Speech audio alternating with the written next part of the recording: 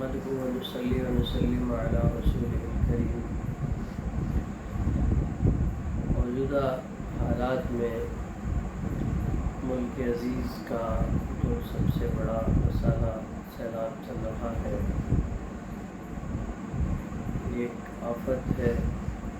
اللہ نے دنیا کو ڈیزائن ایسا کیا ہے کہ یہاں ساری چیزوں کے باوجود بھی کوئی ایک معاملہ ایک جیسا نہیں چلتا۔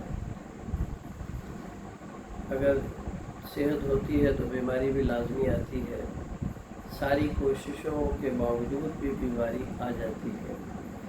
تو اسی طرح سے موجودہ سیلابی صورتحال میں اگرچہ اور اسباب بھی ہے، ہماری مس مینجمنٹ کا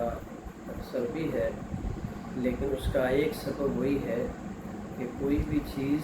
اسی طرح سے ہمیشہ نہیں چلتی رہتی، بلکہ اس میں رد و بدل ہوتا رہتا ہے، اور یہ دنیاوی زندگی کا ایک خاصہ ہے۔ تو بہرحال مجھے اس کے اسباب و ذرائع پر تو بات نہیں کرنی، مجھے بات یہ کرنی ہے کہ ان حالات میں ہمیں بحیثیت مسلمان اور بحیثیت پاکستانی قوم کیا کام کرنا ہے۔ تو دو کام کرنے کے ہیں۔ ایک کام بحیثیت مسلمان ہے اور وہ کام ہے رجوع اللہ، اس لیے کہ حدیث میں آتا ہے رسول اللہ صلی اللہ علیہ وسلم کا معمول یہ تھا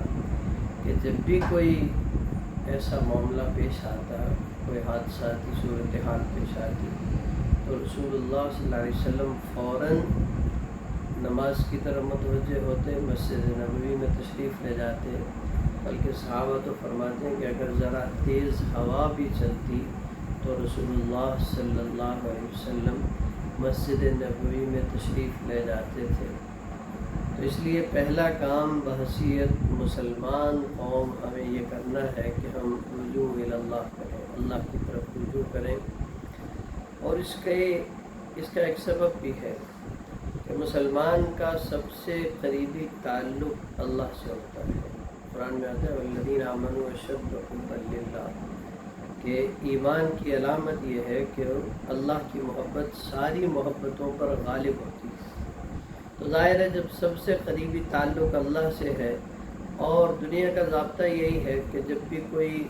مشکل آئے یا خوشی آئے تو سب سے پہلے اس سے بات کی جاتی ہے جو زیادہ قریبی ہو، جو سب سے قریبی ہو۔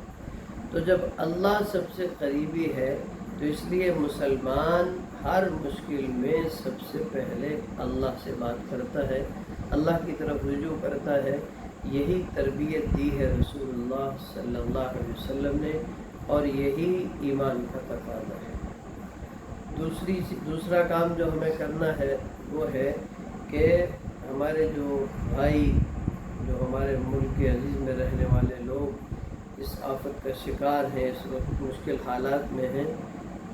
جہاں تک ہو سکے بلکہ اپنی وسعت سے آگے بڑھ کر ان کے ساتھ تعاون کرنا، ان کے لیے ضروریات کا انتظام کرنا،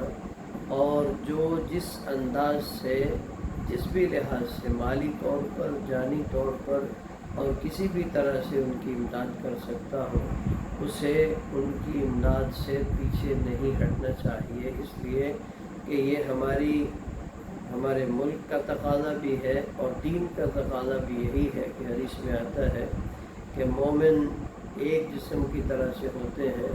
اگر کسی جسم کے کسی حصے میں تکلیف ہو تو سارا جسم اس درد کو محسوس کرتا ہے۔ بالکل اسی طرح سے جہاں کہیں بھی ملک عزیز میں کوئی ان حالات کا شکار ہے تو جس انداز سے ہو سکے، چاہے مالی طور پر یا ان کی ضروریات کے لحاظ سے، اور اگر یہ کوئی نہیں کر سکتا تو جسمانی طور پر جیسے بھی ہو سکے ان سے تعاون کی کوشش کرنی چاہیے۔ یہ وہ دو بنیادی کام ہیں جو ہمیں بحیثیت مسلمان اور بحیثیت پاکستانی قوم کرنے چاہیے۔ باقی